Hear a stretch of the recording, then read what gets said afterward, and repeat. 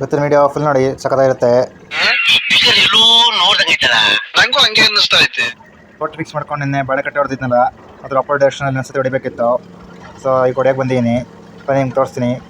ನೀವು ಬಾಳೆಕಟ್ಟೆ ಹೊಡಿಬೇಕಾದ್ರೆ full low ಗೇರ್ಗೆ ಹಾಕೊಂಡು ಹೊಡೀರಿ, ಆಗ ತುಂಬ ಚೆನ್ನಾಗಿ ಬರುತ್ತೆ ಆರಂಭ. ನೋಡಿ ಇಲ್ಲಿ ಬೀಟ್ಸ್ ತುಂಬ ಇತ್ತು, ಒಂದು ಸತಿ ಹೊಡೆದಿರೋದ್ರಿಂದ ಸ್ವಲ್ಪ ಕಮ್ಮಿ ಆಗಿದೆ. ನಾನು ಲೋ ಫಸ್ಟ್ ಗೇರ್ಗೆ ಹಾಕೊಂಡು ಹೊಡಿತೀನಿ, ಸೊ ಅದರಿಂದ ಇಷ್ಟು ಚೆನ್ನಾಗಿ ಬರ್ತಿರೋದು. ಇದು ನೇಟ್ ಪಾರ್ಟಿಷನ್ ಮಾಡ್ಕೊಂಡಿದ್ದೀವಿ. ಪಕ್ಕದ್ದು ನಿನ್ನೆ 3 ಅಡಿ ಸಾಲು ಕೊಡ್ತಿದ್ದೆ, ಸೊ ಇವತ್ತು 5 ಅಡಿ ಸಾಲು ಕೊಡ್ತಿದ್ದೀನಿ. ಇದು ನೆನ್ನೆ 5 ಅಡಿ ಸಾಲು ಕೊಡ್ತಿದ್ದೆ, ಸೊ ಇವಾಗ 3 ಅಡಿ ಸಾಲು ಹೊಡ್ತೀನಿ. ಇದು ಮಿನಿಟಾಗಿ ತಗೋಬೇಕಂದ್ರೆ ಮಿನಿಮಮ್ ನೀವು 4 ಅಡಿ ಸಾಲು ಬಿಡಲೇಬೇಕು, ಅದರಿಂದ ಆರಾಮಾಗಿ ಹೋಗುತ್ತೆ. ನೋಡಿ ಎಷ್ಟು ಚೆನ್ನಾಗಿ ಬರ್ತಿದೆ. ಸೊ ಈ ಥರ ಮಾಡ್ಕೊಂಡ್ರೆ ನಿಮಗೆ ಟಿಲ್ಲರ್ ಕಟ್ಸೋದು ಬೇಡ, ಏನು ಕಟ್ಸೋದು ಬೇಡ, ಮೇಲ್ಗಡೆ ಆರಾಮಾಗಿ ಕೂತ್ಕೊಂಡು ಹೋಗ್ಬೋದು. ಟಿಲ್ಲರ್ ಆದರೆ ರಿಸ್ಕ್ ಜಾಸ್ತಿ ಇರುತ್ತೆ, ಸುಮಾರು ಜನ ಲೈಫ್ ಫೋಟೋ ಆಗುತ್ತೆ ಅದರಿಂದ. ಇದಾದ್ರೆ ಅಷ್ಟು ರಿಸ್ಕ್ ಇರೋಲ್ಲ. ಎಲ್ಲ ಮುಗಿಸ್ಕೊಂಡು ಆರಂಭ ಇಲ್ಲ ನನ್ನ ಜೋಡು ಬಂದು ನಂಜುಂಡೇಶ್ವರ ದೇವಸ್ಥಾನಕ್ಕೆ ಬಂದೆ.